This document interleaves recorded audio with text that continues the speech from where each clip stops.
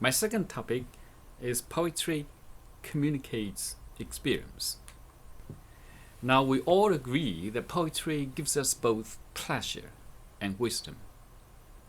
But how does poetry delight and instruct us? One reason is that poetry communicates experience, universal experience, so it appeals to all people of all places at all times. The pleasure of reading poetry derives from the beauty of the language, the delight of the sounds and the images, as well as the power of the emotion and the depth of the insight suggested in the poem.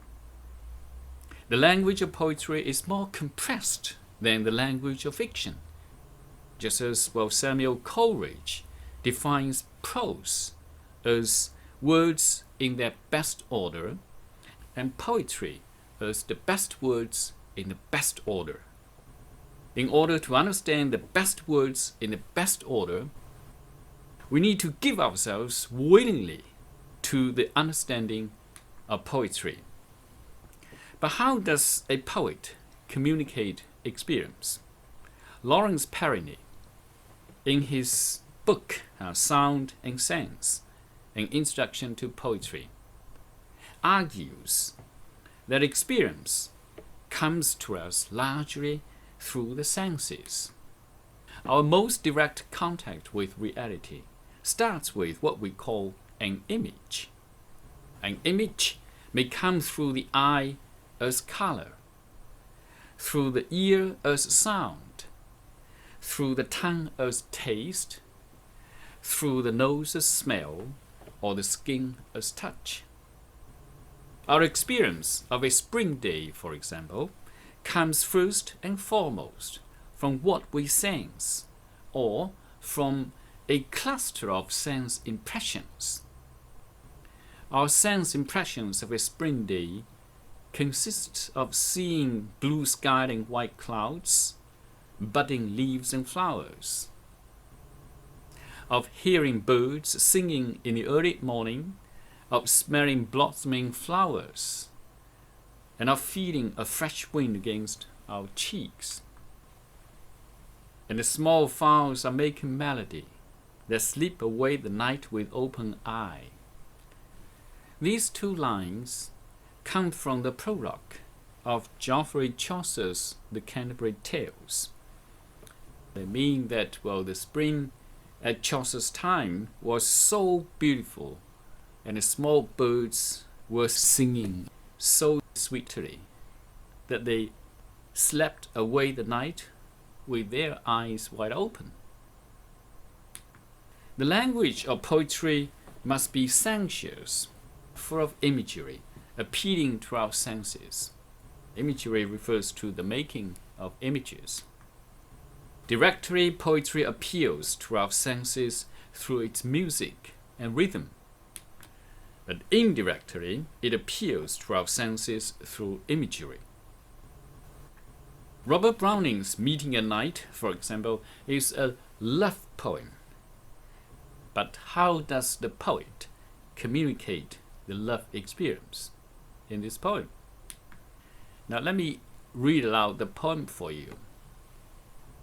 Meeting at night. The grey sea and the long black land, and yellow half-moon large and low, and the startled little waves that leap in fiery ringlets from their sleep, as I gain the cove with pushing proud and quenches speed in the sluggish sand. Then a mile of warm sea-sandy beach, 3 fields to cross till a farm appears, a tap at the pane, the quick sharp scratch, and blue spurt of a lighted match, and a voice less loud through its joys and fears than the 2 hearts beating each to each. Now let's look at the first 2 lines. The grey sea and a long black land, and the yellow half-moon large and low. In these 2 lines, Browning uses diphthongs long vowels, back vowels, and heavy alliterations here to slow down the speed of our reading aloud of these two lines, providing the poem a setting of a calm sea at night. And the startled little waves, the leap in fiery ringlets from their sleep. Startled means surprised. Then the question is, why were the little waves surprised? Why were they startled? Why were they surprised? Leap means jump high in the air, or dance. And the question is, why did the little waves dance? In fiery ringlets, what do the fiery ringlets suggest? So fiery comes from fire.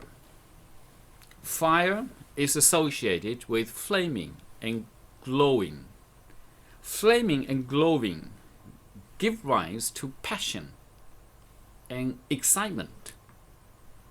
So the little waves were surprised by the sudden coming of the he-lover on the boat to meet his sweetheart at this quiet night on the calm sea. And the word leap means jump. It seems as if even the waves were all awakened from their deep sleep and were dancing happily, excitedly, passionately with the he-lover who was rowing his boat with all his strength to meet his sweetheart. As I gain the cove with pushing proud and quenches speed in the sluggish sand. What is a prow? Why pushing? Prow means the front part or the pointed part of a ship or boat. Pushing, the ing participle here, reinforces the image of a fast-moving boat, suggesting the anxious desire of the he-lover to meet his sweetheart. And another question is, what is the sound effect in line 6?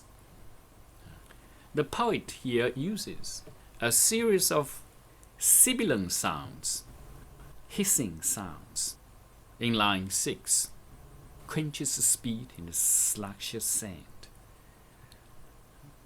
Here in line 6, a series of sibilant sounds are used to imitate the frictional or rubbing sound, which is produced when a boat comes to a stop on a sandy beach.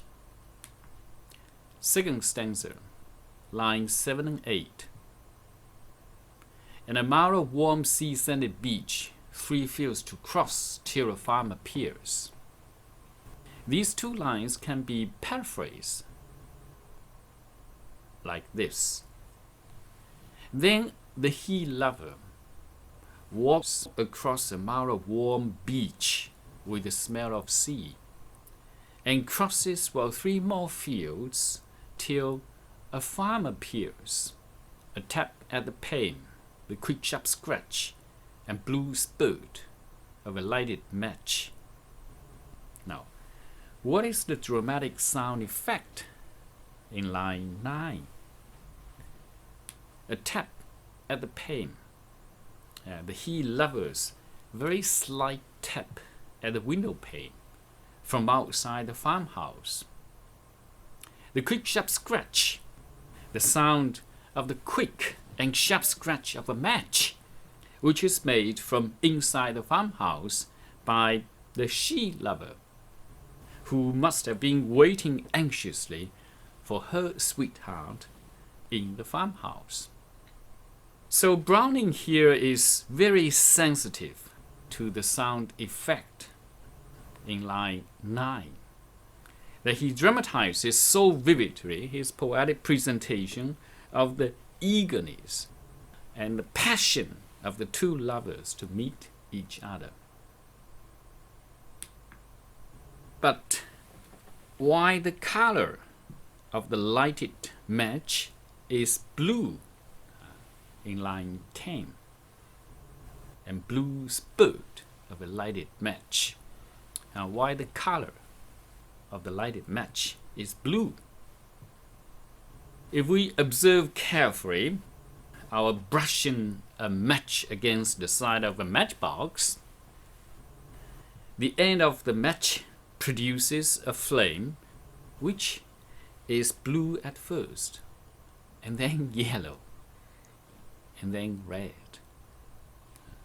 and a voice less loud through its joys and fears than the two hearts beating each to each.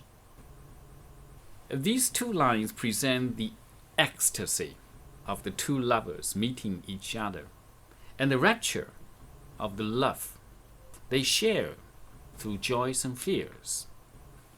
So this is a love poem, but the poet does not even use the word love in this poem.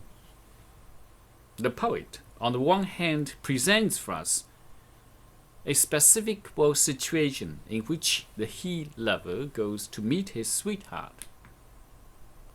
On the other hand, he describes the lover's journey so vividly in terms of sense impressions that the reader not only sees and hears what the lover sees and hears, but also shares his anticipation and ecstasy of love.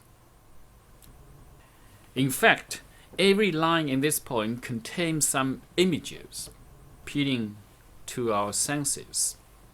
The grey sea, the long black land, the yellow half-moon, the startled little waves with their fiery ringlets, the blue spurt of the lighted match. Now, all these images appeal to our sense of sight and convey not only the shape, but also color and motion. And the warm sea-sandy beach appeals to the senses of both smell and touch. The pushing proud of the boat on the slushy sand, and the tap at the pane, the quick sharp scratch of the match, and the sound of the two hearts beating each to each.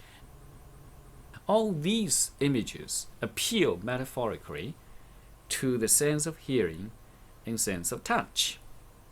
Now let's look at the rhyme scheme.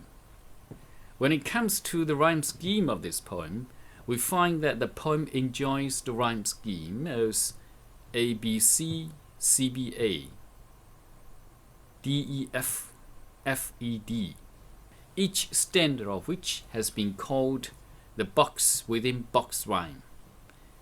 So it is a perfect form of rhyme to present a perfect meeting of lovers.